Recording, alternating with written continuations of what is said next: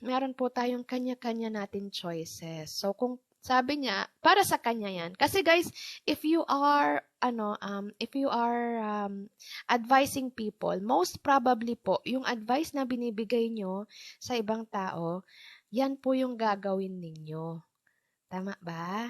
Yan yung gagawin ninyo, yan yung choice nyo. Kaya nga hindi tayo pwedeng basta-basta nag-a-advise sa ibang tao kasi meron tayong mga choices. No? So minsan hindi yung choice natin para sa sarili natin hindi tama para sa ibang tao. Ganon yun. Kaya hindi tayo pwedeng basta-basta nag-a-advise.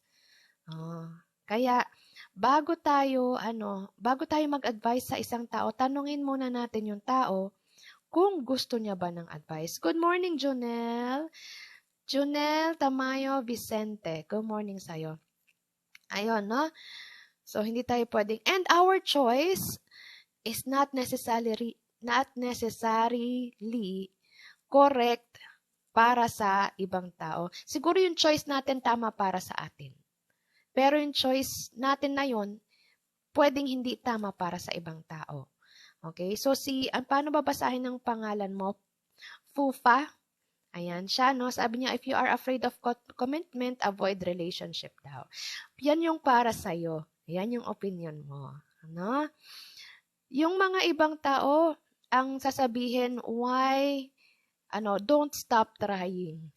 Naman. Don't stop trying until you find the right one. Yun naman yung sasabihin ng ibang tao. So again, no, guys, tayo? Ayan. You choose. Ikaw ang magdedesisyon para sa sarili mo kung ano man ang makakabuti para sa'yo. Okay? Ano sabi ni Alex? Tama na, oo na.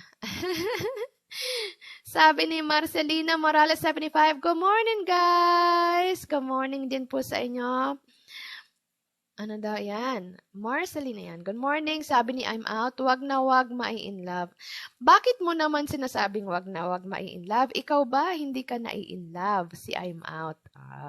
Minsan yung mga nagko-comment dito, pangkalokohan lang talaga pangkalokohan lang nila Sige nga, tingnan nga natin, bakit wag na mai-in love? Yung pagiging in love, guys, yan, na lahat ng tao nakakaramdam ng ganyan. Unless bato ka. Pwedeng ma-in love as long as, no, make sure na ready ka. Ready ka. Okay. Huwag mong sasabihin na hintayin natin ang tamang panahon. Okay? Kasi ibig sabihin hindi ka ready. Bakit hindi ka ready? Ang tanong, bakit hindi ka ready? No, girls, ladies, pag may nagsabi sa'yo, hintayin natin yung tamang panahon. Pag-isipan nyo mabuti, bakit hindi siya ready? Diba? Ano ba yung tamang panahon na sinasabi niya? Tanongin nyo, no? Malaman-laman nyo may asawa pala. So, anong ibig sabihin? Kayo rin guys ha, pagka kayo may asawa, mapakali kayo. Kasi ano ang ibig nyong sabihin na hihintayin ng tamang panahon? Mamamatay yung asawa mo? Yun ba hinihintay mo? Kilabutan ka, oy.